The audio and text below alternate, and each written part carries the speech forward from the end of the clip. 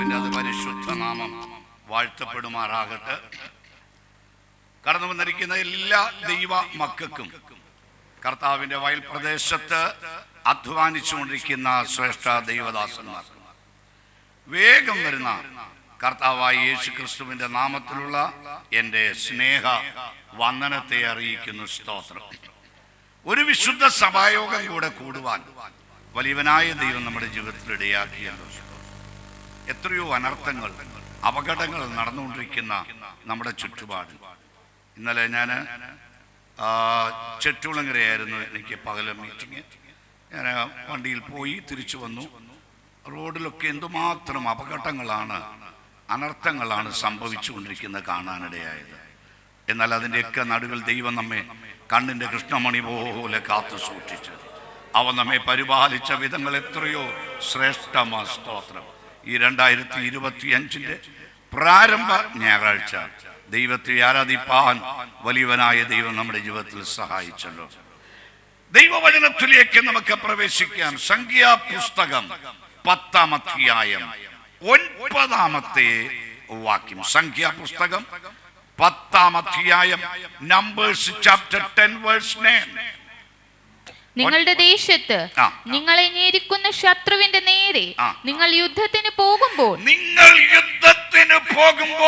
ഗംഭീരധ്വനിയായി കാഹളം ഊതേണം. ഗംഭീരധ്വനിയായി കാഹളം എന്ത് ചെയ്യണം? ഊതേണം. കാഹളം ഊതിയ ശത്രുവിന്റെ ജയമുണ്ടാവൂ.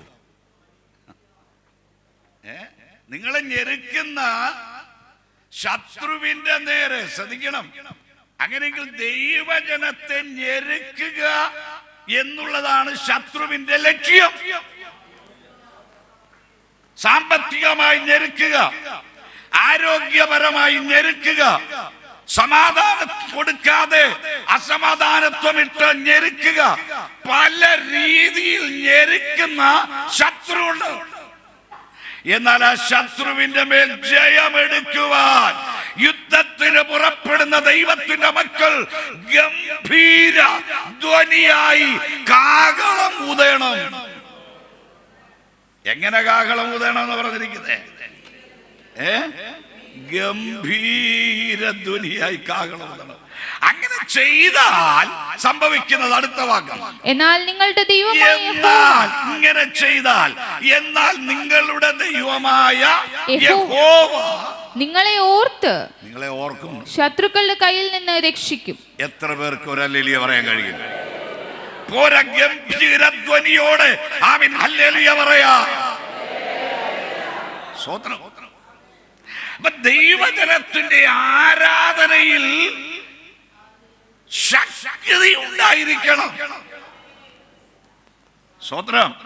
ഗംഭീരധ്വനിയായ കാഹളധ്വനിയോട് നാം യുദ്ധത്തിന് പുറപ്പെട്ടാൽ നമ്മെ ഞെരുക്കുന്ന ശത്രുവിന്റെ മേൽ, നമ്മെ പീഡിപ്പിക്കുന്ന ശത്രുവിന്റെ നേർക്ക് സ്വർഗത്തിലെ ദൈവം തമ്പുരാൻ നമ്മെ ഓർത്ത് നിനക്ക് നന്മ തരാതെ, നിനക്ക് തലമുറയെ തരാതെ, ആ തലമുറയ്ക്ക് സ്വസ്ഥതയെ കൊടുക്കാതെ പീഡിപ്പിക്കുന്ന ഞെരുക്കുന്ന അനുഭവങ്ങളുടെ മേൽ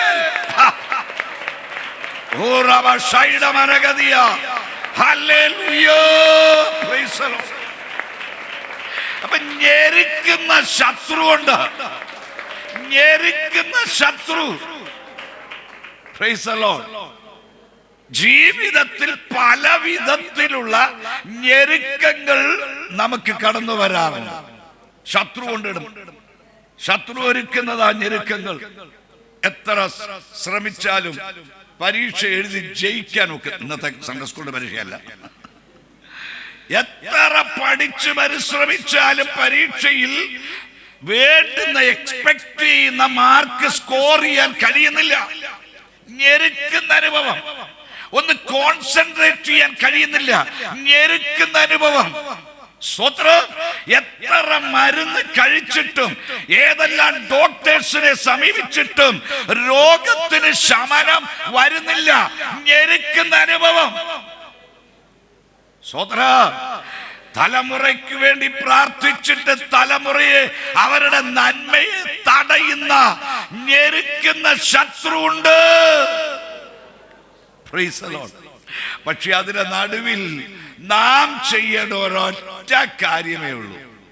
നാം ചെയ്യേണ്ട കാര്യം കാഹളധ്വനി എത്രയും ഉച്ചത്തിൽ ഊതാമോ അത്രയും ഉച്ചത്തിൽ ഊതിക്കണം. ഗംഭീരധ്വനിയായി കാഹളം ഊതുവാൻ നാം തയ്യാറായാൽ, ശ്രദ്ധിക്കണം, ഗംഭീര, അതായത് ദൈവത്തെ സ്തുതിക്കാൻ നാം തയ്യാറായാൽ, അത്രയുള്ള വിഷയം. ദൈവത്തെ സ്തുതിക്കാൻ, ദൈവത്തെ ആരാധിക്കാൻ നാം തയ്യാറായാൽ പ്രവർത്തിക്കാൻ നമ്മുടെ ദൈവം എഴുന്നേൽക്കും. ആമേ. ദൈവത്തെ സ്തുതിക്കുന്ന ദൈവത്തിന്റെ ദാസന്മാരെ, ദൈവത്തെ സ്തുതിക്കുന്ന ദൈവത്തിന്റെ ദാസിമാരെ, നിങ്ങൾക്ക് വേണ്ടി ആമേ ഈ ദൈവം എഴുന്നേൽക്കും.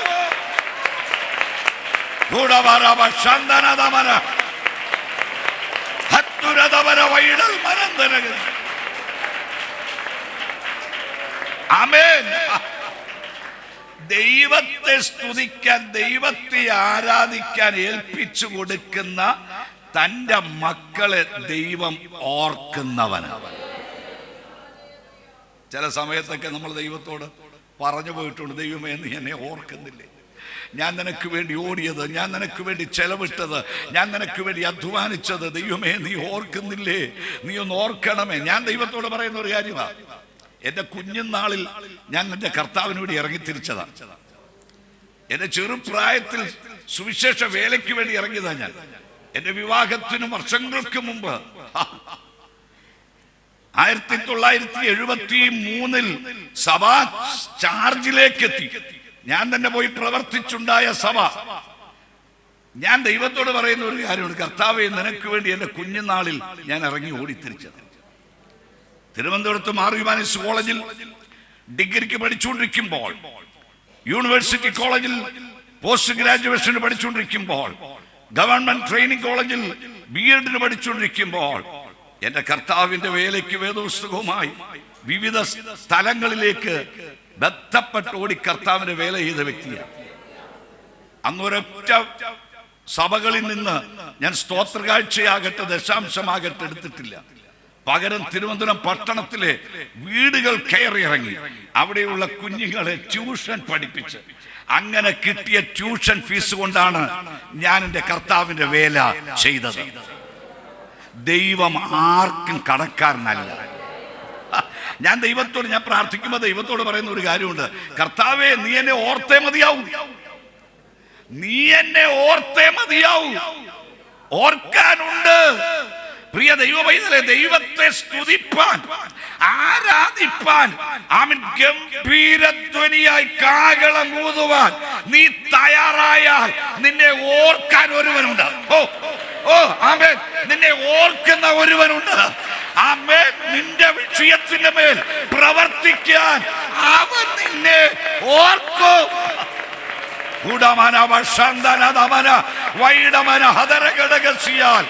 Hallelujah. Amen, amen, amen, amen. Praise the Lord. കഴിഞ്ഞ ചില ആഴ്ചകളായി ദൈവവചനത്തിന്റെ വിവിധ ഭാഗങ്ങളിൽ നിന്ന് ഓർക്കേണ്ട ചില സംഗതികൾ, ഓർക്കാതിരിക്കേണ്ട ചില വിഷയങ്ങൾ ഒക്കെ നാം ചിന്തിച്ചുകൊണ്ടിരിക്കുകയാണ്.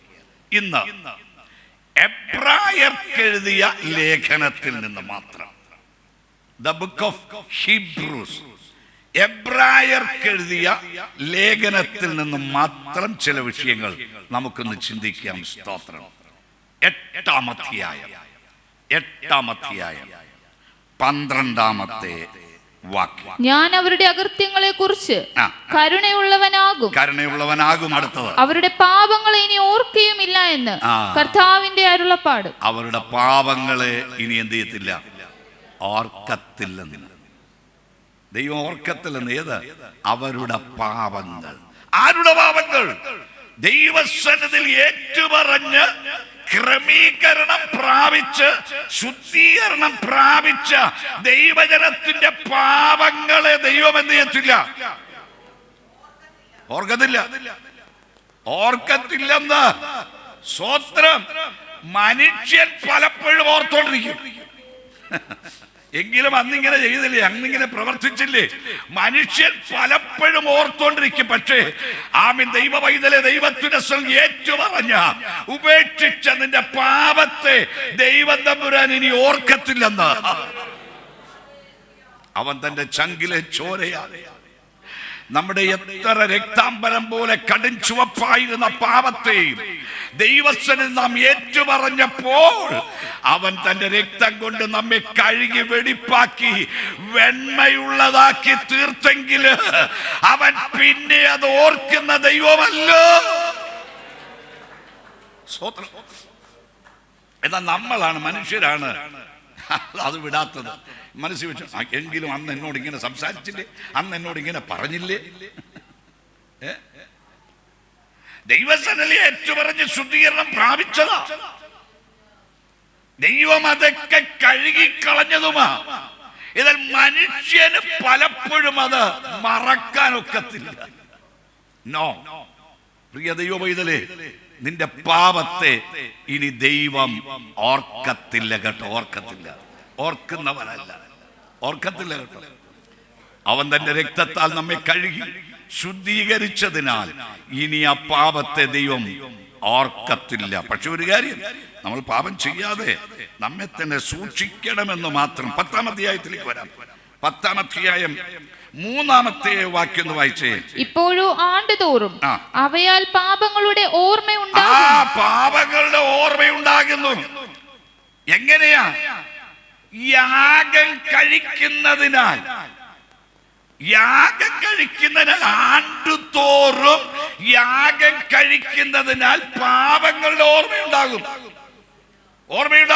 പക്ഷേ നമുക്ക് നമ്മുടെ ജീവിതത്തിൽ ഒരിക്കലായി നമ്മുടെ കർത്താവായ യേശു ക്രിസ്തു മരിച്ചത് നിമിത്തം എന്നേക്കുമായി നമ്മുടെ പാപങ്ങളെ അവൻ കഴുകി തുടച്ചു മാറ്റിയിരിക്കുക. ഇനി പാപം ഓർക്കേണ്ട കാര്യമില്ല. പക്ഷേ ആണ്ടുതോറും നേർച്ചയിടുമ്പോൾ, ആണ്ടുതോറും കുർബാനകൾ കൂദാശ കഴിക്കുമ്പോ, ആമേൻ, ആണ്ടുതോറും യാഗം കഴിക്കുമ്പോ ഈ പാപം ഓർക്കേണ്ടി വരികയാണ്. എന്നാൽ അത് ഓർക്കാതെ വണ്ണം നമ്മുടെ പാപങ്ങളെ ദൈവം കഴുകിക്കളഞ്ഞിരിക്കുകയാണ്. സ്തോത്രം. മാത്രമല്ല 10-ാം അധ്യായത്തിന്റെ 17-ാമത്തെ വാക്യത്തിലേക്കൊന്ന് വരാം. അവരുടെ പാപങ്ങളെയും അകൃത്യങ്ങളെയും ഞാൻ ഇനി ഓർക്കയുമില്ല. അകൃത്യങ്ങളെയും ഞാൻ ഇനി എന്ത് ചെയ്യത്തില്ലെന്ന ഓർക്കയുമില്ല എന്ന് അരുളി ചെയ്യുന്നു. ദൈവം എന്ന് പറയാൻ പറയുക, അവരുടെ പാപങ്ങളെയും അകൃത്യങ്ങളെയും ഞാനിനി ഓർക്കത്തില്ലെന്ന്. കാരണം അവൻ നമ്മുടെ അകൃത്യങ്ങളെല്ലാം ക്ഷമിച്ചിരിക്കുക. അതിന്റെ 16-ാമത്തെ വാക്യം തുടങ്ങി വായിച്ചേ. ഈ കാലം കഴിഞ്ഞ ശേഷം ഞാൻ അവരോട് ചെയ്യുവാനിരിക്കുന്ന നിയമം ഇങ്ങനെയാകുന്നു, എന്റെ ന്യായപ്രമാണം അവരുടെ ഉള്ളിലാക്കി. എന്താ പാപത്തെ ഓർക്കാതിരിക്കാൻ കാരണം? എന്റെ ന്യായപ്രമാണം ഞാൻ അവരുടെ ഉള്ളിൽ ആക്കി അവരുടെ ഹൃദയങ്ങളിൽ എഴുതും എന്ന്. അവരുടെ മാംസപ്പലകയിൽ, ആ ഹൃദയമാകുന്ന മാംസപ്പലകയിൽ ദൈവം തമ്പുരാൻ എന്ത് ചെയ്തു? എഴുതി. ഇനി ദൈവം എന്ത് ചെയ്യത്തില്ല? പാപത്തെ ഓർക്കത്തില്ലെന്ന്. എത്ര പേർക്ക് ദൈവത്തെ സ്തുതിക്കാൻ കഴിയും? നമ്മുടെ പാപങ്ങളെ കഴുകിക്കളയുന്ന ദൈവം തമ്പുരാൻ. 10-ാം അധ്യായത്തിന്റെ 33-ാമത്തെ വാക്യം വായിക്കാം. എന്നാൽ നിങ്ങൾ പ്രകാശനം ലഭിച്ച ശേഷം നിന്ദകളാലും പീഡകളാലും കൂത്തുകാഴ്ചയായി ഭവിച്ചും ആ വക അനുഭവിക്കുന്നവർക്ക് കൂട്ടാളികളായി തീർന്നും ഇങ്ങനെ കഷ്ടങ്ങളാൽ വളരെ പോരാട്ടം കഴിച്ച പൂർവകാലം ഓർത്തുകൊള്ളുവീൻ. ദൈവമക്കൾക്ക് പോരാട്ടമുണ്ട് കേട്ടോ. പോരാട്ടം, വളരെയധികം പോരാട്ടങ്ങളിൽ കൂടിയാണ് ദൈവമക്കൾ കടന്ന് പോയിക്കൊണ്ടിരിക്കുന്നത്. സ്തോത്രം. പോരാട്ടം. ഏതൊക്കെ വിഷയത്തിലാണ് ദൈവമക്കൾക്ക് പോരാട്ടം ഉള്ളത്? എടുക്കാം നമുക്ക്. യൂദായുടെ ലേഖനം മൂന്നാം വാക്യം. പ്രിയരെ, നമുക്ക് പൊതുവിലുള്ള രക്ഷയെ കുറിച്ച് നിങ്ങൾക്ക് എഴുതുവാൻ സകല പ്രയത്നവും ചെയ്യുകയിൽ വിശുദ്ധന്മാർക്ക് ഒരിക്കലായിട്ട് ഭരമേൽപ്പിച്ചിരിക്കുന്ന വിശ്വാസത്തിന് വേണ്ടി പോരാടേണ്ടതിന് വിശ്വാസത്തിന് വേണ്ടി പോരാടണം. ഒരിക്കലായി ഭരമേൽപ്പിച്ചിരിക്കുന്ന വിശ്വാസത്തിനായി എന്ത് ചെയ്യണം? പോരാടണം. അപ്പൊ ഒന്നാമത്തെ പോരാട്ടം നമ്മൾ നേരത്തെ എബ്രായ ലേഖനത്തിൽ വായിച്ചു. കഷ്ടങ്ങളാലുള്ള പോരാട്ടം. കഷ്ടങ്ങൾ ജീവിതത്തിൽ പല വിധത്തിലുള്ള കഷ്ടങ്ങളുണ്ട്. കഷ്ടങ്ങളാലുള്ള പോരാട്ടം. രണ്ടാമത്തെ പോരാട്ടം വിശ്വാസത്താലുള്ള പോരാട്ടം. വിശ്വാസ ജീവിതത്തിൽ, അതുകൊണ്ടാണല്ലോ പൗലോസ് അപ്പോസ്തലൻ പറഞ്ഞത്, ഞാൻ നല്ല പോർ പൊരുതി ഓട്ടം തികച്ചു, വിശ്വാസം കാത്തു. ആ വിശ്വാസത്തിന് വേണ്ടി നാം പോരാടണം. നമ്മൾ അറിഞ്ഞിരിക്കുന്ന വിശ്വാസം, നമ്മൾ അനുഭവിച്ച വിശ്വാസം, അതിനുവേണ്ടി നാം പോരാട്ടം കഴിക്കണം, പോരാടണം. 3 ഫിലിപ്പിയർക്ക് എഴുതിയ ലേഖനം 4-ാം അധ്യായം 3-ാമത്തെ വാക്യം. ഫിലിപ്പിയർ 4-ാം അധ്യായം 3-ാമത്തെ വാക്യം. ഇണയാളിയായുള്ളവേ, അവർക്ക് തുണ നിൽക്കണമെന്ന് ഞാൻ നിന്നോട് അപേക്ഷിക്കുന്നു. ജീവപുസ്തകത്തിൽ പേരുള്ള ക്ലേമന്ത് മുതലായ എന്റെ കൂട്ടുവേലക്കാരുമായി ആ സ്ത്രീകൾ എന്നോട് കൂടെ സുവിശേഷ ഘോഷണത്തിൽ പോരാടി. അപ്പൊ സുവിശേഷം അറിയിക്കുന്ന കാര്യത്തിൽ നമുക്കൊരു പോരാട്ടമുണ്ട്. സുവിശേഷം അറിയിക്കുന്ന കാര്യത്തിൽ വ്യക്തികളോടൊക്കെ സുവിശേഷം പറയുമ്പോൾ, സുവിശേഷം അറിയിക്കുമ്പോൾ എന്തെല്ലാം പോരാട്ടമാണ്. സ്വോത്രം. പൗടിക്കോൺ എന്ന് പറയുന്ന സ്ഥലത്ത് ആ മോൾ ഇവിടെ ഇരിപ്പുണ്ട്. ഉണ്ടോ? കൈവക്കാമോ? ആ കുടുംബത്തിൽ ഒരു ദിവസം ഞാനും എൻ്റെ വൈഫും കുഞ്ഞുമായിട്ട് പ്രാർത്ഥിക്കാൻ ഇറങ്ങിച്ചു. ഈ 4 പേരാണ് ആ വീട്ടിലുള്ളത്. രോഗമാ, മാറി മാറി രോഗമാ. ആരോ പറഞ്ഞു, അങ്ങനെ അറിഞ്ഞ് ഞങ്ങൾ ആ വീട്ടിൽ പോയി പ്രാർത്ഥിച്ച് തിരിച്ചിങ്ങോട്ട് കയറി വരികയും ഒരു 10-15 ചെറുപ്പക്കാർ, സുവിശേഷ വിരോധി, പുഴുത്ത തെറി വിളിച്ചോണ്ട് ഇങ്ങോട്ട് വന്ന് എന്റെ കൊങ്ങായിക്കോരത്തം കയറി പിടിച്ചു. വേർത്തിന് എന്റെ ബെൽറ്റിൽ കയറി പിടിച്ചു. അട്ടിക്കാൻ പുഴുത്ത തെറി വിളിച്ചു. ഞാന് ഒരക്ഷരം മിണ്ടിയില്ല, മിണ്ടാതെ നിന്നു. കാരണം ഞാൻ മിണ്ടിയാൽ ഉമ്മർ കൈവെക്കും, അതുകൊണ്ട് അതൊരു സൈക്കോളജിയാണ്. പിന്നെ എൻ്റെ വൈഫ് സംസാരിച്ചു, അതാ ഈ പെണ്ണുങ്ങളെ കൂടെ കൊണ്ടുപോകണം തുടങ്ങുന്നത്. ഭാര്യമാരെ വിസിറ്റിങ്ങിന് എന്ത് ചെയ്യണം? കൂടെ കൊണ്ടുപോകണം. അതൊരു സൈക്കോളജിയാണ്. എൻ്റെ വൈഫ് ഇവരോട് സംസാരിച്ചു. എൻ്റെ കുഞ്ഞുങ്ങളെ ഞങ്ങള് മറ്റൊന്നിനല്ലല്ലോ വന്ന്, അവർ സുഖമില്ല കിടക്കുന്നവർക്ക് വേണ്ടി സൗഖ്യത്തിനായി പ്രാർത്ഥിക്കാനല്ലേ വന്നു. ഇവർ പറയാ, സുഖമില്ലെങ്കിൽ അവിടെ കിടക്കട്ടെ, നിങ്ങൾക്ക് എന്നാ കാര്യം? അവർക്ക് സുഖമില്ല, അവിടെ കിടക്കട്ടെ. സ്വോത്രം. സുവിശേഷ ഘോഷണത്തിനുള്ള പോരാട്ടം. എന്നാൽ ഞങ്ങൾ പോയി പിടിച്ച് പ്രാർത്ഥിച്ചു.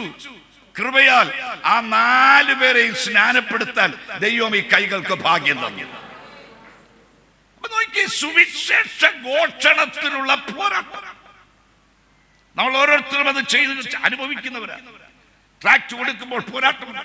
മീശത്തിന്റെ അവിടെ ട്രാക്ട് കൊടുത്തപ്പോ എന്റെ കണ്ണാലെ കണ്ട ട്രാക്ട് കൊടുത്തപ്പോ അവൻ ചുരുട്ടി, ആ ട്രാക്ടിങ്ങിനെ കൈകൊണ്ട് ചുരുട്ടിയിട്ട് ഒറ്റയേറ് മുഖത്തോടെ നമ്മുടെ സുവിശേഷ ഘോഷണത്തിൽ എന്താ പോരാട്ടം കഴിക്കണം. അപ്പൊ നോക്കി, 3-ാമത്തെ പോരാട്ടം സുവിശേഷ ഘോഷണത്തിലുള്ള പോരാട്ടം. സുവിശേഷം അറിയിക്കാതിരിക്കാമെങ്കിൽ ഒരു പോരാട്ടവും ഇല്ല. പോരാട്ടത്തിൽ നിന്ന് രക്ഷപ്പെടണമെങ്കിൽ സുവിശേഷം അറിയിക്കാതിരുന്നാൽ മതി. വരിക, ആരാധനയ്ക്ക് സംബന്ധിക്കുക, ആരാധിക്കുക, അനുഗ്രഹം പ്രാപിക്കുക, പോവുക, തീർന്നു. ഒരു പോരാട്ടവും ഇല്ല. പോരാട്ടമുള്ളത് സുവിശേഷം അറിയിക്കുന്നവർക്ക്. അപ്പൊ 3-ാമത്തെ പോരാട്ടം സുവിശേഷ ഘോഷണത്തിലുള്ള പോരാട്ടം. എനിക്ക് ഞാൻ കർണാടകയിൽ ചെന്നപ്പം എൻ്റെ മലയാളം പ്രസംഗം കന്നഡ ഭാഷയിലേക്ക് തർജ്ജിമ ചെയ്ത ഒരു സഹോദരിയുണ്ട്, ആലിസ് എന്ന സഹോദരൻ. അവര് എന്നോടൊപ്പം നിന്ന് അവര് എൻ്റെ പ്രസംഗം കന്നഡ ഭാഷയിലോട്ട് ട്രാൻസ്ലേറ്റ് ചെയ്യുക. ഇവരെ കുറിച്ച് ഞങ്ങൾ അത് പ്രസംഗമൊക്കെ കഴിഞ്ഞ് മീറ്റിംഗ് ഒക്കെ കഴിഞ്ഞ ശേഷം സംസാരിച്ച കൂട്ടത്തിൽ പറഞ്ഞു, ഇവരൊരു ഓട്ടോറിക്ഷയിൽ കയറിയാൽ യാത്ര പോകാനായിട്ട് കയറിയാൽ ആ ഓട്ടോയിൽ ഇവരുടെ ലക്ഷ്യസ്ഥാനത്തെത്തി ഓട്ടോയിൽ നിന്ന് ഇറങ്ങുന്നതിന് മുമ്പ് ആ ഓട്ടോറിക്ഷ ഡ്രൈവറെ സമർപ്പിച്ച് രക്ഷിക്കപ്പെടുത്തിയിട്ട് ഇവരിറങ്ങത്തുള്ളൂ. രക്ഷിക്കപ്പെടുത്തിയിട്ട് ഇവർ. നമ്മളാണെങ്കിലോ, എടാ എൻ്റെ പോക്കറ്റിലെ പൈസ കൊടുത്ത് ഞാൻ ഓട്ടോറിക്ഷ എൻ്റെ യാത്ര സുഖമായി തരണം, ഞാൻ എത്തേണ്ട സ്ഥലത്ത് എത്തണം, അത്ര അവിടെ ഇറങ്ങിക്കഴിഞ്ഞാൽ ടാറ്റ ബൈ ബൈ പോകും. ദൈവമക്കളെ, നമുക്കൊരു ലക്ഷ്യമുണ്ട്. സുവിശേഷം എത്താത്ത എത്രയോ ജീവിതങ്ങൾ, സുവിശേഷത്തെ അനുസരിക്കാത്ത എത്രയോ വ്യക്തിത്വങ്ങൾ. നമ്മുടെ കൂടെ ജോലി ചെയ്യുന്നവരില്ലേ, നമ്മുടെ കോളേജിൽ സ്കൂളുകളിൽ പഠിക്കുന്നവരില്ലേ, കൂട്ടുകാർ. സ്തോത്രം. നമ്മുടെ ജനറൽ കൺവെൻഷൻ കഴിഞ്ഞ ദിവസം ഒരു പൈതൽ, അവന്റെ കൂടെ പഠിക്കുന്ന രണ്ടുപേരെ, പേരൊന്നും പറയുന്നില്ല, രണ്ടുപേരെ കൊണ്ടുവന്നു പ്രാർത്ഥനയ്ക്കായി. സ്തോത്രം. സുവിശേഷം അറിയിക്കുന്ന കാര്യത്തിൽ നാം ഒരു പോരാട്ടം കഴിച്ചേ മതിയാവും. പോരാട്ടം. നാലാമത്തെ പോരാട്ടം എഫെസ്യർക്ക് ലേഖനം 6-ാം അധ്യായം, എഫെസ്യർ 6-ാം അധ്യായം 11-12. ഒടുവിൽ കർത്താവിലും അവന്റെ അമിത ബലത്തിലും ശക്തിപ്പെടുവീൻ. പിശാചിന്റെ തന്ത്രങ്ങളോട് എതിർത്ത് നിൽപ്പാൻ കഴിയേണ്ടതിന് ദൈവത്തിന്റെ സർവായുധവർഗം ധരിച്ചുകൊള്ളുവീൻ. പിശാചിന്റെ തന്ത്രങ്ങളോട് എതിർത്ത് നിൽപ്പാൻ കഴിയേണ്ടതിന് ദൈവത്തിന്റെ സർവായുധവർഗം ധരിച്ചുകൊള്ളുവീൻ. അടുത്തത്, നമുക്ക് പോരാട്ടമുള്ളത് ജഡരക്തങ്ങളോടല്ല, വാഴ്ചകളോട്, അധികാരങ്ങളോട്, ഈ അന്ധകാരത്തിന്റെ ലോകാധിപതികളോട്, സ്വർലോകങ്ങളിലെ ദുഷ്ടാത്മസേനയോട് മാത്രമേ. പിശാചിനോട് നമുക്ക് പോരാട്ടമുണ്ട്. പിശാചിനോട് ഒരു കോംപ്രമൈസും ഇല്ല. ഉണ്ടോ? ഒരു കോംപ്രമൈസും ഇല്ലെന്ന്. പിശാചിനോട് ഒരു കോംപ്രമൈസും ഇല്ല. നമുക്ക് പോരാട്ടമുള്ളത് പിശാചിനോടാ. പിശാചിന്റെ മുഖത്ത് നോക്കി പറ, പിശാചേ, നിനക്ക് എന്റെ മേൽ ഒരവകാശവുമില്ല. പിശാചേ, നിനക്ക് എന്റെ തലമുറയുടെ മേൽ ഒരവകാശവുമില്ല. ആമേൻ. ഞാൻ നിന്നെ ശാസിക്കുന്നു എന്ന് പിശാചിന്റെ മുഖത്ത് നോക്കി പറ.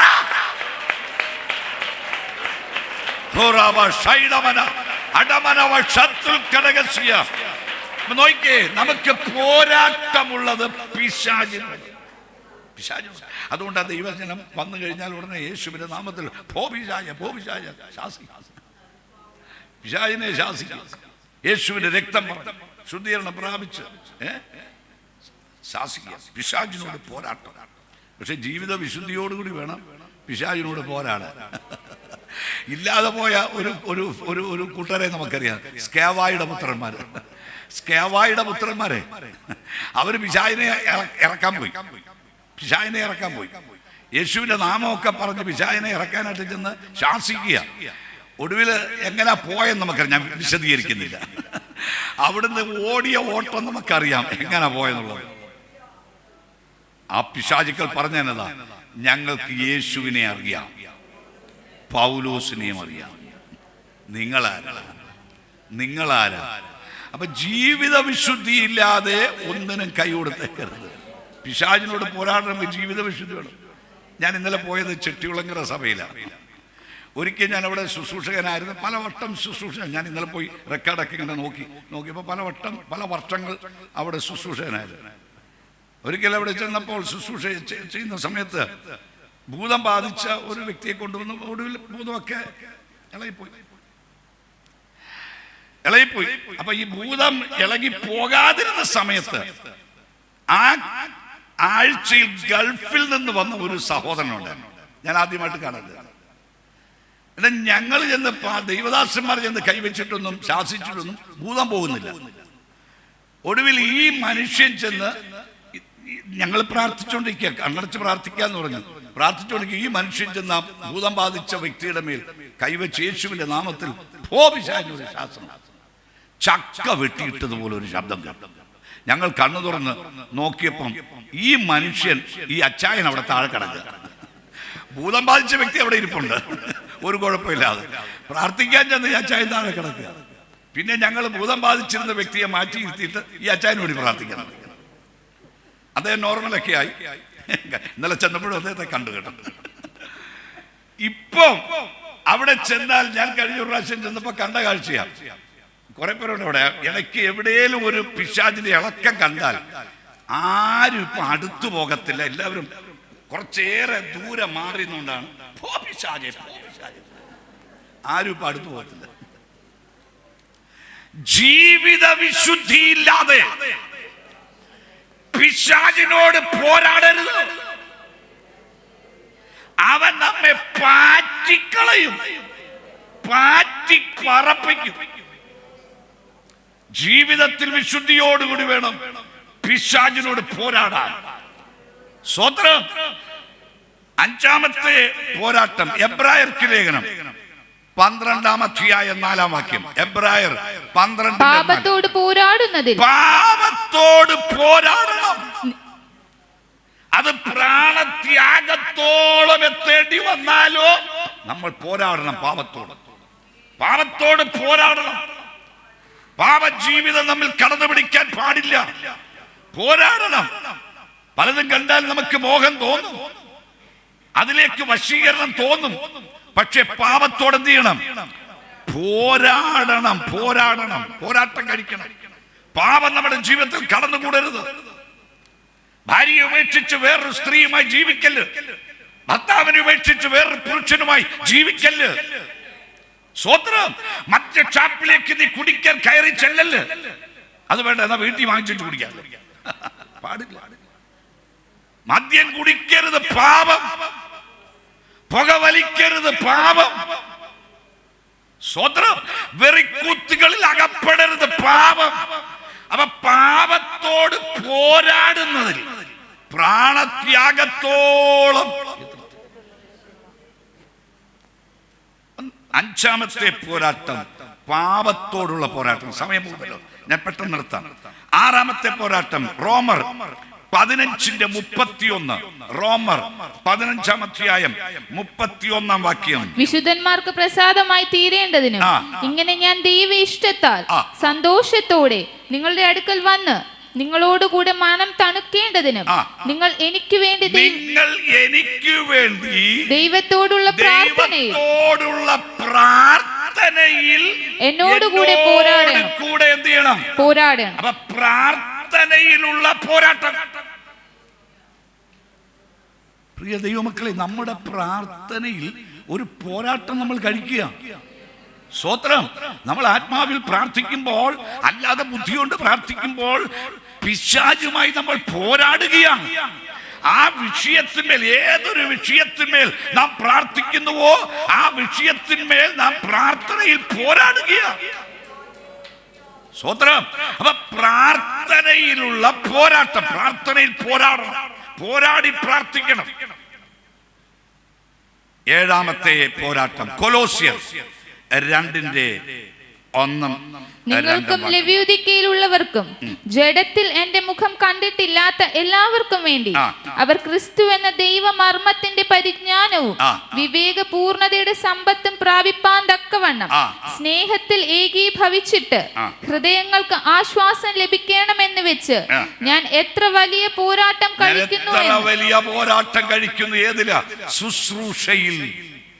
ശുശ്രൂഷയിൽ പോരാട്ടം കഴിക്കണം. ശുശ്രൂഷയിൽ പോരാടണം. ഈ പ്രസംഗിക്കാൻ പറഞ്ഞ് നമുക്ക് കേട്ടിരിക്കാൻ എളുപ്പമാണ്, സന്തോഷം അല്ലേ? എന്നാൽ പ്രസംഗിക്കുന്ന ദൈവദാസന്മാരോട് ചോദിക്കണം, ദൈവദാസിമാരോട് ചോദിക്കണം, വളരെ പോരാട്ടം കഴിച്ച അവരാ ശുശ്രൂഷ ചെയ്യുന്നത്. സ്വതന്ത്രം. എത്ര ദിവസം കുത്തിയിരുന്ന് ദൈവസ്ഥലിൽ പ്രാർത്ഥിച്ച് എത്രയോ ബുക്കുകളൊക്കെ റെഫർ ചെയ്ത് ഒക്കെ തയ്യാറാക്കി ഒരുക്കിയാണ് ദൈവസ്ഥലിൽ പ്രാർത്ഥിച്ച് നിലവിളിച്ചാണ് നിങ്ങളുടെ മുമ്പിൽ ഈ വചനം ശുശ്രൂഷിക്കുന്നത്. സ്തോത്രം. അപ്പൊ ഇവിടെ വായിക്കുന്നു ശുശ്രൂഷയിലുള്ള പോരാട്ടം. ശുശ്രൂഷയിൽ പോരാട്ടമുണ്ട്. വചനം ശുശ്രൂഷിക്കുമ്പോൾ പോരാടിയാ ശുശ്രൂഷിക്കുന്നത്. ചിലയിടങ്ങളിലൊക്കെ വചനം ശുശ്രൂഷിച്ചാൽ, വചനം പ്രസംഗിക്കുമ്പോൾ, കാരണം ഒറ്റ വ്യക്തി ഏറ്റെടുക്കത്തില്ല, വചനം ഏറ്റെടുക്കത്തില്ല. ഏറ്റെടുക്കാതെ വരുമ്പോൾ ഈ വചനം പോയിട്ട് അതുപോലെ തിരിച്ചിങ്ങി പോരും. സ്വതന്ത്രം. വളരെ പോരാട്ടം കഴിച്ച ദൈവത്തിന്റെ ദാസന്മാർ ശുശ്രൂഷിക്കുന്നത് എന്നുള്ള കാര്യം നാം മറക്കരുത്. സ്വതന്ത്രം. അപ്പൊ ശുശ്രൂഷയിലുള്ള പോരാട്ടം. പോട്ടെ, നമുക്ക് മടങ്ങി വരാം. ഇടയ്ക്ക് പോരാട്ടം വന്നതുകൊണ്ട് ഞാൻ ഓർപ്പിച്ചെന്നേ ഉള്ളൂ. മടങ്ങി വരാം, എബ്രായ ലേഖനത്തിലേക്ക് മടങ്ങി വരാം. വളരെ കഷ്ടങ്ങളാൽ വളരെ പോരാട്ടം കഴിച്ച പൂർവകാലം ഓർത്തുകൊള്ളുവിൻ.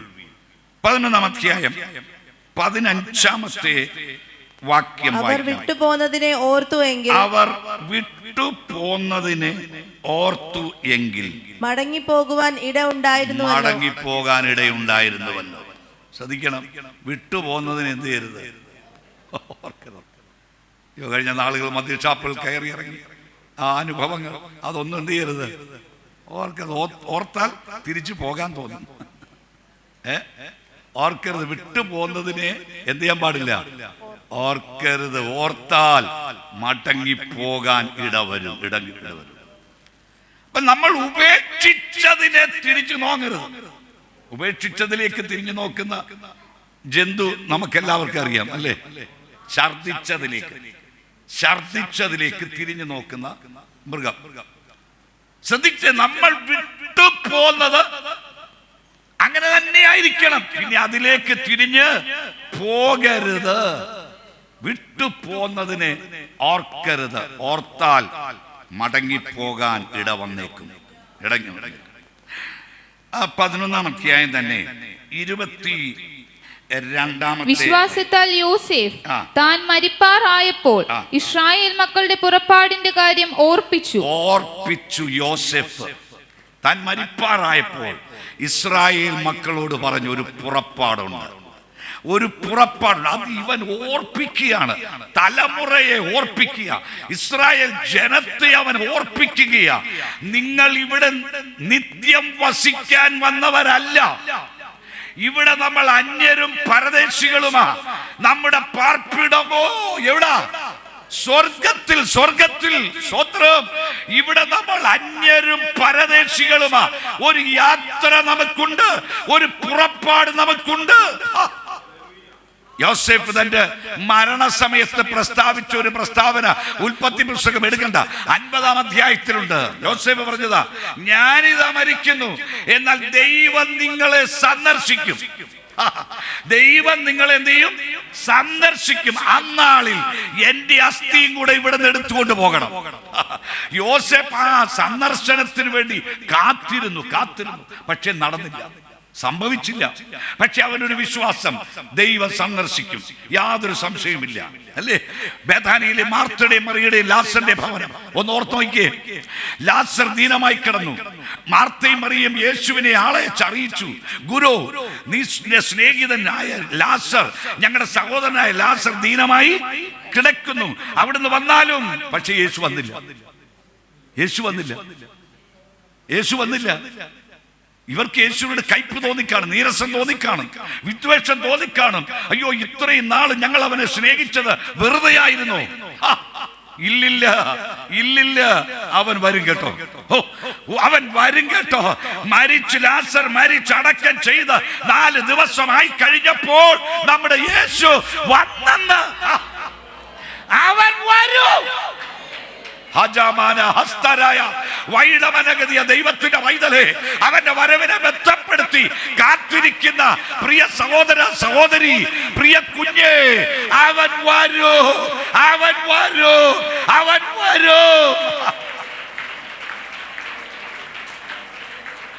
ഇതാ ഞാൻ വേഗം വരുന്നു എന്ന് എത്ര വട്ടം ആ ദൈവവചനത്തിൽ നമ്മൾ കാണുന്നത്. അവൻ വരും. ഇവൻ പോകുന്നവനായി നിങ്ങൾ കണ്ടതുപോലെ അവൻ വീണ്ടും വരും. നമ്മുടെ കർത്താവ് വരും, യാതൊരു സംശയമില്ല, വരും. നമുക്ക് ദൈവത്തോട് പറയാം, അപ്പ ഇന്ന് വന്നെങ്കിൽ കൊള്ളായിരുന്നു, ഇപ്പോൾ നീ വന്നെങ്കിൽ കൊള്ളായിരുന്നു, അല്ലേ?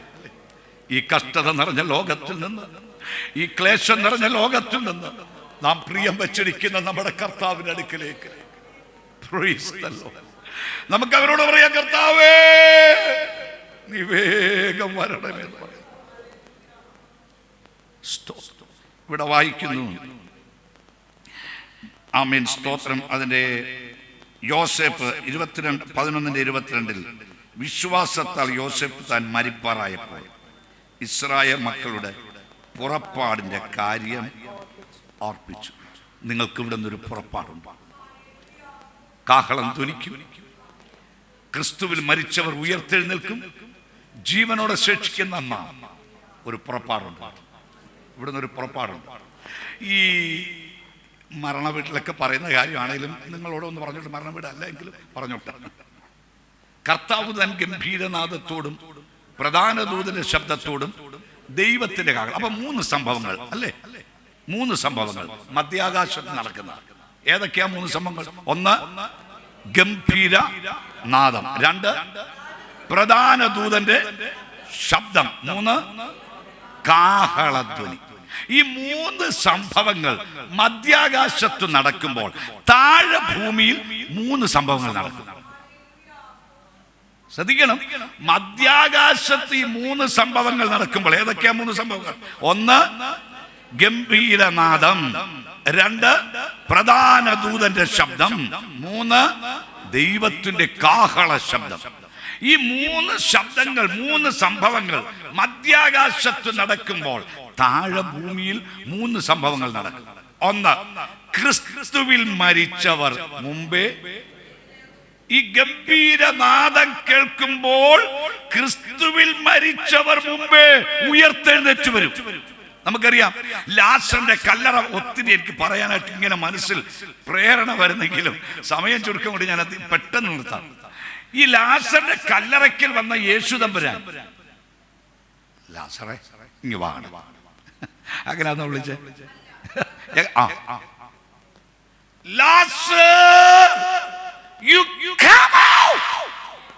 അവൻ ഉറക്കെ വിളിച്ചു, ലാസറേ നീ പുറത്തു വാ എന്ന് യേശു ഉറക്കെ വിളിച്ചു. ഗംഭീരനാദം, ഗംഭീര ശബ്ദം. മരിച്ചു മൺമറഞ്ഞവർ എവിടെ പോയാലും, വെള്ളത്തിൽ അലിഞ്ഞാലും, മൃഗങ്ങൾ തിന്നാലും, എവിടെ പോയാലും, സ്തോത്രം, ഈ ദൈവ ശബ്ദം കേൾക്കുമ്പോൾ, ആ ഗംഭീരനാദം കേൾക്കുമ്പോൾ, ഓ എവിടെയായിരുന്നാലും അത് ഒരുമിച്ചു വരുമെന്ന്, ഒരുമിച്ചു വരുമെന്ന്, ഒരുമിച്ചു വരുമെന്ന്. ദൈവത്തിന്റെ ശബ്ദത്തിന് അതിനുള്ള ശക്തിയുണ്ട്.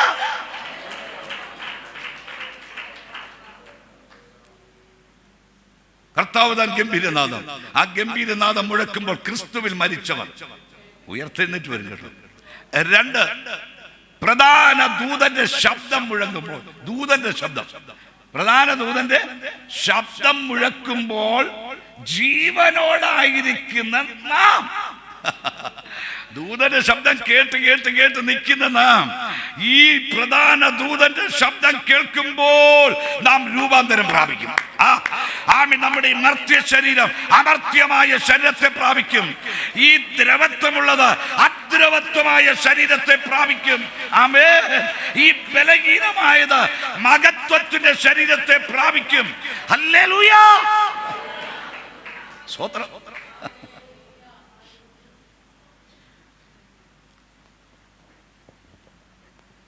പ്രധാന ദൂതന്റെ ശബ്ദം കേൾക്കുമ്പോൾ ദൈവമക്കൾ, ജീവനോടായിരിക്കുന്ന ദൈവമക്കൾ ഇവിടെ രൂപാന്തരം പ്രാപിക്കും, രൂപാന്തരം പ്രാപിക്കും. നമ്മുടെ കർത്താവിന് കിട്ടിയ അതേ ശരീരമായിരിക്കും, ആ തേജസ്സിന്റെ ശരീരം നാം പ്രാപിക്കും. 3 കർത്താവ് തൻ ഗംഭീരനാദത്തോടും പ്രധാന ദൂതന്റെ ശബ്ദത്തോടും. പിന്നെ 3-മത്തേത് കാഹളം. കാഹളം എന്തിനാണെന്നറിയോ? പുറപ്പെടാനാണ്. യാത്രയ്ക്ക് വേണ്ടിയാ, യുദ്ധത്തിന് വേണ്ടി, യാത്രയ്ക്ക് വേണ്ടി കാഹളം നീട്ടിയൂതും. കാഹള സ്വരം, കാഹള ശബ്ദം, ദൈവദൂതന്റെ കാഹള ശബ്ദം മധ്യാകാശത്തിൽ മുഴങ്ങുമ്പോൾ പിന്നെ നമ്മൾ ഇവിടെ അടങ്ങിയിരിക്കത്തില്ല. അവൻ രൂപാന്തരം പ്രാപിച്ച ദൈവത്തിന്റെ മക്കൾ, ക്രിസ്തുവിൽ മരിച്ച് ഉയർത്തെഴുന്നേറ്റുവെന്ന നമ്മുടെ പ്രിയപ്പെട്ടവരുമായി നാം ഒരുമിച്ച് കർത്താവിനെ എതിരേൽപ്പാൻ വാനമേഘങ്ങളിൽ എടുക്കപ്പെടും, എടുക്കപ്പെടും, എടുക്കപ്പെടും. ഇവിടെ നിന്ന് ഒരു പുറപ്പാട്. സ്വത്രം പിന്നെ നമ്മൾ ഇവിടെ പിടിച്ച് കടിച്ചു തൂങ്ങി കിടക്കത്തില്ല. എല്ലാം വിട്ടേച്ച് ഒരു പുറപ്പാടുണ്ട്. ഒന്ന് മനസ്സിലൊന്ന് ഓർത്ത് നോക്കി. എനിക്കിവിടുന്ന് ചാടണം, തുള്ളി ചാടണമെന്നുണ്ട്. സ്തോത്രം. ഒരു പുറപ്പാടുണ്ട് കേട്ടോ, ഒരു പുറപ്പാടുണ്ട്. നമ്മുടെ കർത്താവ് വരും, അവൻ നമ്മെ സന്ദർശിക്കും. യോസേപ്പ് പറയുന്നു, ഇസ്രായേൽ മക്കളെ, ദൈവം നിങ്ങളെ സന്ദർശിക്കും, നിങ്ങളെ ഓർക്കും. ഒരു വാക്യം വായിച്ച് അവസാനിപ്പിക്കാം. 13-3 വാക്യം വായിച്ച്. 13. നിങ്ങളും തടവുകാർ എന്ന പോലെ തടവുകാരെയും നിങ്ങളും ശരീരത്തിൽ ഇരിക്കുന്നവരാകയാൽ കഷ്ടം അനുഭവിക്കുന്നവരെയും ഓർത്തുകൊള്ളുവിൻ. മറ്റുള്ളവരെ നാം എന്ത് ചെയ്യണം? ഓർക്കണം. വിശദീകരിക്കുന്നില്ല. മറ്റുള്ളവരെ നാം ഓർക്കണം. 7 വാക്യം 13-7. നിങ്ങളോട് ദൈവവചനം പ്രസംഗിച്ച് നിങ്ങളെ നടത്തിയവരെ ഓർത്തുകൊള്ളുവിൻ. ഓർക്കണം കേട്ടോ. നിങ്ങളെ നടത്തിയവരെ എന്ത് ചെയ്യണം? ഓർക്കണം. വല്ലപ്പോഴൊക്കെ ഓർക്കണം, ഞങ്ങളെയൊക്കെ ഓർക്കണം. നിങ്ങളെ നടത്തിയവരെ എന്താ പറഞ്ഞിരിക്കുന്നത്? നിങ്ങളോട് ദൈവവചനം പ്രസംഗിച്ച് നിങ്ങളെ നടത്തിയവരെ എന്ത് ചെയ്യണം? ഓർത്തുകൊള്ളണം. എന്താ ഓർക്കേണ്ടത്? ആ 7 വാക്യത്തിന്റെ അവസാന ഭാഗം അവരുടെ ജീവാവസാനമോർത്ത് അവരുടെ വിശ്വാസം അനുകരിപ്പിൻ. മതി. അവരുടെ ജീവാവസാനം. നമ്മളെ നടത്തിയ പ്രിയപ്പെട്ടവരുടെ അന്ത്യം എങ്ങനെയായിരുന്നു? അത് നമ്മൾ ഓർക്കണം, അത് അനുകരിക്കണം. സ്തോത്രം. Praise the Lord. ദൈവം നിങ്ങളെ ധാരാളമായി അനുഗ്രഹിക്കുമാറാകട്ടെ. നമ്മുടെ കണ്ണുകൾ അടയ്ക്കാം, നമുക്ക് പ്രാർത്ഥിക്കാം. കേൾക്കപ്പെട്ട ദൈവവചനത്തിന്റെ മുമ്പിൽ നമ്മെ തന്നെ സമർപ്പിച്ചു കൊടുക്കുക. നിങ്ങൾ യുദ്ധത്തിന് പുറപ്പെടുമ്പോൾ, നിങ്ങളെ ഞെരുക്കുന്ന ശത്രുവിൻ്റെ നേർക്ക് നിങ്ങൾ യുദ്ധത്തിന് പുറപ്പെടുമ്പോൾ ഗംഭീര ധ്വനിയായി കാഹളം ഊതേണത്. അപ്പോൾ ദൈവം നമ്മെ ഓർക്കും. നമ്മെ ഓർത്ത് ശത്രുവിൻ്റെ കയ്യിൽ നിന്ന് അവൻ നമ്മെ വിടുവിക്കും. ആ ദൈവത്തിൻ്റെ കരങ്ങളിൽ നമ്മെ തന്നെ സമർപ്പിച്ചു കൊടുക്കാം. അവ നമ്മെ മറക്കുന്ന ദൈവമല്ല. നീ കർത്താവിന് വേണ്ടി ഓടിയതും ചെലവിട്ടതും ചെലവായതും ആമീൻ സമയം കണ്ടെത്തി സുവിശേഷത്തിന് വേണ്ടി നിന്നതും ദൈവം ഓർക്കുന്ന ദൈവമായിട്ട് ഓർക്കും. നമ്മെ നടത്തിയവരെ നാം ഓർത്തോണം. അവരുടെ ജീവാവസാനം ഓർത്ത് ദൈവത്തിൽ നമുക്ക് മഹത്വം കൊടുക്കാം, കണ്ണുകളടയ്ക്കാം, പ്രാർത്ഥിക്കാം. ഇപ്പോൾ കർത്താവിൻ്റെ വലിയ ദാസൻ പാസ്റ്റർ നോബിൾ പ്രാർത്ഥിച്ച് ഈ സഭായോഗം നമുക്കിവിടെ അവസാനിപ്പിക്കാം. കർത്താവേ, ഞങ്ങളെ സ്തുതിക്കുന്ന പിതാവേ, സ്തോത്രം. ഞങ്ങളെ സ്നേഹിക്കുന്ന ദൈവമേ, സ്വർഗസ്ഥ പിതാവേ, അനുഗ്രഹിക്കപ്പെട്ട ഈ ആരാധനയ്ക്കായി സ്തോത്രം ചെയ്യുന്ന കർത്താവേ, അടിയങ്ങൾക്ക് ഈ പുതുവർഷത്തിൻ്റെ ആദ്യത്തെ ഞായറാഴ്ച സന്തോഷത്തോടെ ദൈവത്തെ ആരാധിപ്പാൻ കർത്താവ് ഞങ്ങളെ കൂട്ടിവരുത്തിയ ദൈവങ്ങൾക്കായി സ്തോത്രം. കർത്താവെ, ഞങ്ങളെ കേൾപ്പിച്ച ദൈവത്തിൻ്റെ വചനത്തിനായി സ്തോത്രം ചെയ്തു. കർത്താവെ, ഞങ്ങളെ പ്രത്യാശ ഒന്നുകൂടെ പുതുക്കുവാൻ ഹല്ലേലൂയ തന്ന ദൈവകൃപയ്ക്കായി ഞങ്ങളെ സ്തുതിക്കുന്ന കർത്താവെ, നന്ദി പറയുന്ന കർത്താവെ, പകൽക്കാലം കേൾപ്പിച്ച വചനത്തിനായി സ്തോത്രം. ഹല്ലേലൂയ. ഞങ്ങളുടെ നടത്തിയ വിധങ്ങളെ ഓർക്കുവാൻ കർത്താവെ, ഹല്ലേലൂയ, ഞങ്ങളെ സഹായിക്കുന്ന കൃപകൾക്കായി ഞങ്ങളെ സ്തുതിക്കുന്ന പിതാവേ, സ്തോത്രം. നന്ദി പറയുന്നു പിതാവേ, നന്ദി പറയുന്നു. ഹല്ലേലൂയ. അടിയങ്ങളുടെ ആത്മജീവിതത്തിൽ ഹല്ലേലൂയ മുന്നോട്ടുള്ള ഓരോ പാതകളിലും ദൈവത്തിൻ്റെ സാന്നിധ്യം കൃപയും കൂടെ ഇരിക്കുന്നതിനാൽ സ്തോത്രം. ഹല്ലേലൂയ. ഞങ്ങൾക്കൊരു പോരാട്ടമുണ്ട് കർത്താവേ, പാപത്തോട് പോരാടുവാൻ. Hallelujah, hallelujah. ശത്രുവിനോട് പോരാടുവാൻ ഒക്കെ ഞങ്ങൾക്ക് തരുന്ന കൃപയ്ക്കായി സ്തോത്രം. ഒരു ജയോത്സവമായ ഒരു ആത്മീയ ജീവൻ നയിപ്പാൻ ഞങ്ങൾ എല്ലാവരെയും കർത്താവ് സഹായിക്കണമേ. ഈ പുതുവർഷത്തിൻ്റെ ആദ്യ ദിവസം അടിയങ്ങൾക്ക് സന്തോഷം ദൈവത്തെ ആരാധിപ്പാൻ കർത്താവ് സഹായിച്ചല്ലോ. അനുകൂലമായ സാരികൾ ഒരുക്കിയല്ലോ. ഇന്ന് പകൽക്കാലം ഇവിടെ എല്ലാ ശുശ്രൂഷകളും കർത്താവ് അനുഗ്രഹിച്ചതിനാൽ ഞങ്ങളെ സ്തുതിക്കുന്ന പിതാവേ, ഹല്ലേലൂയ. ഞങ്ങളിപ്പോൾ ദൈവത്തെ ആരാധിക്കുമ്പോൾ കർത്താവെ, അനേക സ്ഥലങ്ങളിൽ ദൈവത്തെ ആരാധിപ്പാൻ അല്ലെങ്കിൽ സാധ്യമല്ലാതെ പ്രതികൂലങ്ങൾ പ്രതിസന്ധികളായിരിക്കുന്ന ഞങ്ങളുടെ പ്രിയപ്പെട്ടവരെ ഞങ്ങൾ ഓർക്കുന്നു കർത്താവെ. ഈ പുതുവർഷത്തിൽ അടുത്ത ദിവസങ്ങൾ സന്തോഷം ആരാധന കഴിപ്പാൻ അവരെയൊക്കെ കർത്താവ് സഹായിക്കണമേ. ഇന്ത്യയുടെ വിവിധ സ്റ്റേറ്റുകളിൽ സുവിശേഷത്തിന് വലിയ പ്രതികൂലങ്ങളുണ്ട് കർത്താവെ. അതെല്ലാം മാറ്റി വലിയൊരു സ്വരമായ ഹല്ലേലൂയ ആത്മീയ കൂട്ടായ്മകൾ എല്ലാവർക്കും നൽകണമേ. ഇന്ത്യയെക്കുറിച്ചുള്ള ദൈവത്തിൻ്റെ വാഗ്ദത്തങ്ങൾക്കും ദൂതകൾക്കുമായി സ്തോത്രം. ഞങ്ങളുടെ ദേശങ്ങളെ കർത്താവ് അനുഗ്രഹിക്കണമേ. ഞങ്ങൾക്ക് തന്നിരിക്കുന്ന എല്ലാ ആത്മീയ കൂട്ടായ്മകൾക്കായി ഞങ്ങൾ നന്ദി പറയുന്നു കർത്താവെ. ഞങ്ങളിപ്പോൾ സമാധാനത്തോട് ഹല്ലേലൂയ ഞങ്ങൾ മടങ്ങി പോകാൻ ഞങ്ങളെ സഹായിക്കുന്നതിനാൽ സ്തോത്രം. സ്തോത്രം. ഇന്ന് പകൽക്കാലം ഞങ്ങൾ അനുഗ്രഹിച്ച ദൈവകൃപയ്ക്കായി സ്തോത്രം. നാഥനെ, കുഞ്ഞുങ്ങളുടെ സൺഡേ സ്കൂൾ എക്സാമിനേഷൻ ഉണ്ടല്ലോ, ഇതെല്ലാം അനുഗ്രഹം നടക്കുവാൻ കർത്താവ് സഹായിക്കണമേ. ഞങ്ങളുടെ കുഞ്ഞുങ്ങളെ അനുഗ്രഹിക്കണമേ. എല്ലാ കാര്യതകളും കർത്താവിൻ്റെ കൃപയോടിരിക്കണം. അടുത്ത ആഴ്ച എടുക്കേണ്ട എല്ലാ ഞങ്ങളുടെ സഭയുടെ മീറ്റിങ്ങുകൾക്കായി സ്തോത്രം. അതിലെല്ലാവരും അതിന് പങ്കുചേരുവാൻ ഞങ്ങളൊക്കെയും കർത്താവ് സഹായിക്കണമേ. കൃപയിൽ ഞങ്ങളൊക്കെയും മറയ്ക്കും. ഞങ്ങളുടെ അഭിഷിക്തന്മാരെ 4 പേരെ കുടുംബമായി ദൈവങ്ങൾ ഏൽപ്പിക്കുന്നു. അവരെ കർത്താവ് സഹായിക്കുകയും അനുഗ്രഹിക്കുകയും ചെയ്യും. പ്രാർത്ഥന കേട്ടതിനാൽ സ്തോത്രം. ഞങ്ങളുടെ സമാധാനത്തോടെ പറഞ്ഞയക്കുന്നതിനാൽ സ്തോത്രം. യേശു ക്രിസ്തുവിന്റെ തന്നെയുള്ള നാമത്തിൽ തന്നെ ആമേൻ. കർത്താവ് പ്രാർത്ഥനയുടെ ഓർത്ത് സ്തോത്രം ചെയ്യാം. പിതാവായ ദൈവത്തിന്റെ സ്നേഹവും പുത്രനായ യേശു ക്രിസ്തുവിന്റെ കൃപയും പരിശുദ്ധാത്മാവിന്റെ കൂട്ടായ്മയും നാം ഓരോരുത്തരുടെ മേലും ഓർത്ത് പ്രാർത്ഥിച്ച സകല വിഷയങ്ങളുടെ മേലും ഇന്നും എന്നേക്കും കർത്താവിന്റെ 2ാമത്തെ വരവരെയും ഉണ്ടായിരിക്കുമാറാകട്ടെ. നമ്മുടെ കർത്താവായ യേശു ക്രിസ്തു മൂലം നമുക്ക് ജയം നൽകിയ ദൈവത്തിന്റെ കരം ഉയർത്തി ഹല്ലേലൂയ പറയാം. ഹല്ലേലൂയ, ഹല്ലേലൂയ. ആമേൻ. കർത്താവായ യേശുവേ, ശ്രദ്ധിക്കൂ, സമാധാനത്തോടെ പിരിഞ്ഞു പോകാം.